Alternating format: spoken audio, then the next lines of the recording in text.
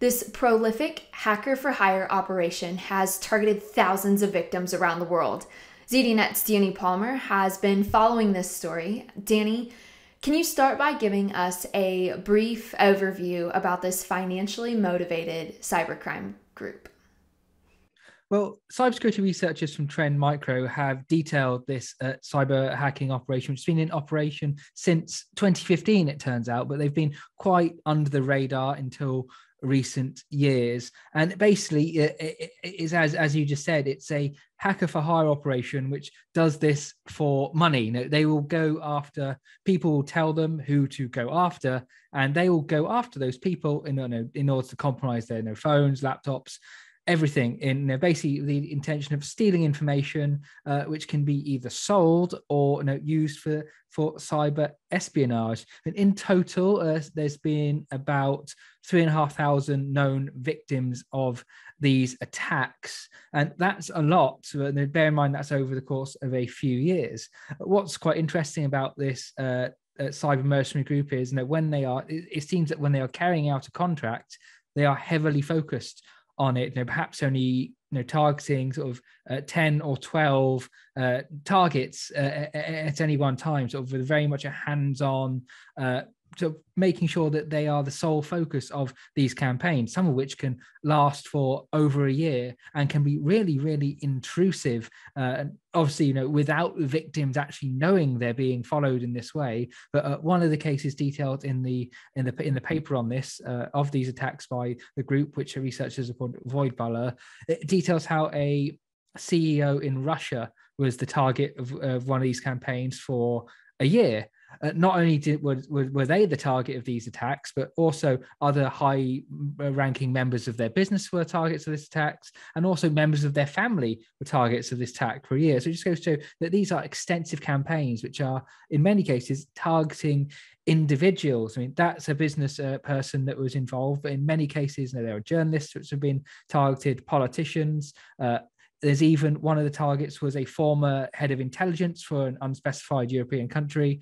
Doctors have been targeted, and there are many victims of this where they are human rights activists in parts of the world where being a campaigner for those sorts of things is not really appreciated by their local governments. So there's a risk for those people being involved. I mean, in terms of who is paying for these campaigns, it's not explicitly said, but that you can generally get an idea of what sort of individuals and organizations are looking to target journalists and human rights activists, and then this cyber mercenary group is carrying out these campaigns because they are getting paid to do so, and they don't seem to be have any qualms about who they target as long as they get paid.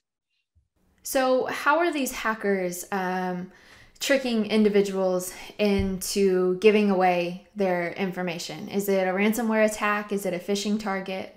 Well, it's one of those things, it looks very much like it's going to be phishing campaigns. Sending emails in order to trick the victims into clicking a link or downloading something, and in order to give away their username and password to the attackers, or to install malware. Given the nature of these campaigns, those lures are likely going to be highly targeted. They're not going to be just your general spam of click here, you have won a contest. They will be specifically tailored in order to try and lure these targets in. I mean, as mentioned, once a Voidballer is active, they are really focusing on particular individuals. So a lot of time and effort goes into these campaigns. And one interesting thing about the amount of work that goes into these, the researchers analyzed the hours the attackers were working.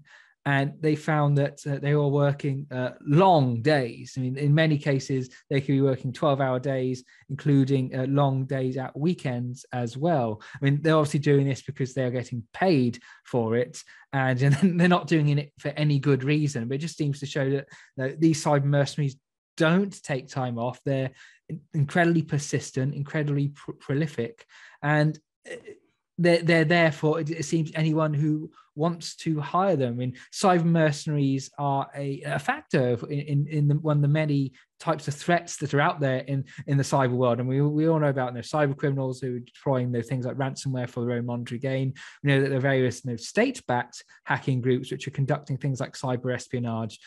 Mercenary groups like this are kind of in the middle of those, I suppose, because they can do things for money. They can just go and steal data and in order to sell it. But things like there are some of these campaigns which have very strong overlaps with some cyber espionage campaigns, and the benefit for a government, for example, who hired one of these the cyber mercenary groups, would be that if the attacks get discovered, they're at arm's length from the entity that's hired them. They can claim that it's nothing to do with them.